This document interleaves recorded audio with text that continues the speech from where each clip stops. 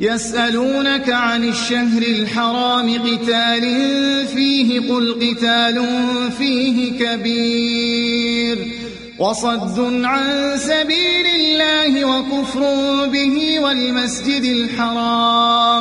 والمسجد الحرام وإخراج أهله منه أكبر عند الله والفتنة أكبر من القتل ولا يزالون يقاتلونكم حتى يردوكم عن دينكم إن استطاعوا ومن يرتدد منكم عن دينه فيمت وهو كافر فأولئك حبطت أعمالهم في الدنيا والآخرة وأولئك أصحاب النار هم فيها خالدون. لوگ پوچھتے ہیں ماہ حرام میں لڑنا کیسا ہے؟ کہو اس میں لڑنا بہت برا ہے، مگر راہ خدا سے لوگوں کو روکنا اور اللہ سے کفر کرنا اور مسجد حرام کا راستہ خدا پرستوں پر بند کرنا اور حرم کے رہنے والوں کو وہاں سے نکالنا اللہ کے نزدیک اس سے بھی زیادہ برا ہے اور فتنہ خوریزی سے شدید تر ہے.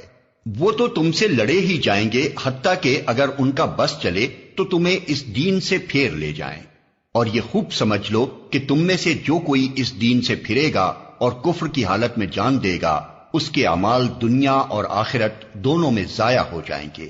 ایسے سب لوگ جہنمی ہیں اور ہمیشہ جہنم ہی میں رہیں گے.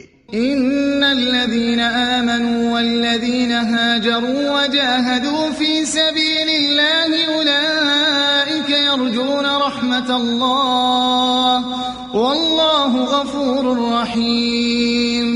بخلاف اس کے جو لوگ ایمان لائے ہیں اور جنہوں نے خدا کی راہ میں اپنا گھر بار چھوڑا اور جہاد کیا ہے وہ رحمت الہی کے جائز امیدوار ہیں، اور اللہ ان کی لغزشوں کو معاف کرنے والا اور اپنی رحمت سے انہیں نوازنے والا ہے.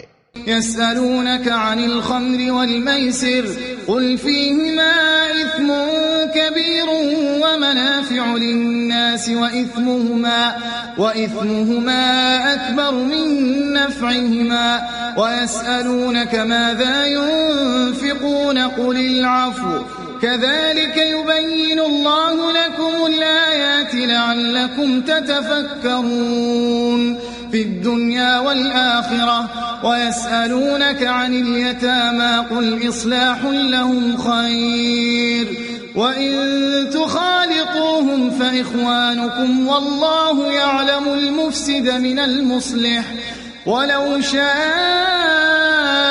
الله لأعنتكم إن الله عزيز حكيم.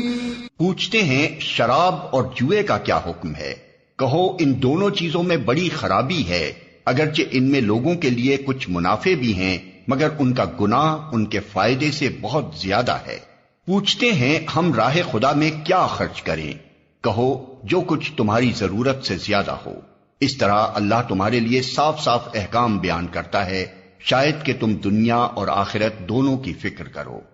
پوچھتے ہیں یتیموں کے ساتھ کیا معاملہ کیا جائے؟ کہو جس طرز عمل سے ان کے لیے بھلائی ہو وہی اختیار کرنا بہتر ہے.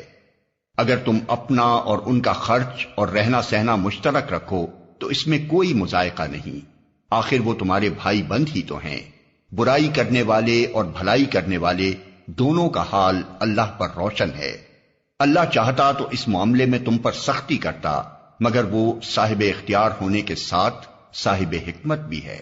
ولا تنكحوا المشركات حتى يؤمن ولأمة مؤمنة خير من مشركة ولو أعجبتكم ولا تنكحوا المشركين حتى يؤمنوا ولعبد مؤمن خير من مشرك ولو أعجبكم أولئك يدعون إلى النار والله يدعو إلى الجنة والمغفرة بإذنه ويبين آياته للناس لعلهم يتذكرون. تم مشرک عورتوں سے ہرگز نکاح نہ کرنا جب تک کہ وہ ایمان نہ لے آئیں۔ ایک مومن لونڈی مشرک شریف زادی سے بہتر ہے اگرچہ وہ تمہیں بہت پسند ہو، اور اپنی عورتوں کے نکاح مشرک مردوں سے کبھی نہ کرنا جب تک کہ وہ ایمان نہ لے آئیں۔ ایک مومن غلام مشرک شریف سے بہتر ہے اگرچہ وہ تمہیں بہت پسند ہو۔ یہ لوگ تمہیں آگ کی طرف بلاتے ہیں اور اللہ اپنے اذن سے تم کو جنت اور مغفرت کی طرف بلاتا ہے، اور وہ اپنے احکام واضح طور پر لوگوں کے سامنے بیان کرتا ہے۔ توقع ہے کہ وہ سبق لیں گے اور نصیحت قبول کریں گے۔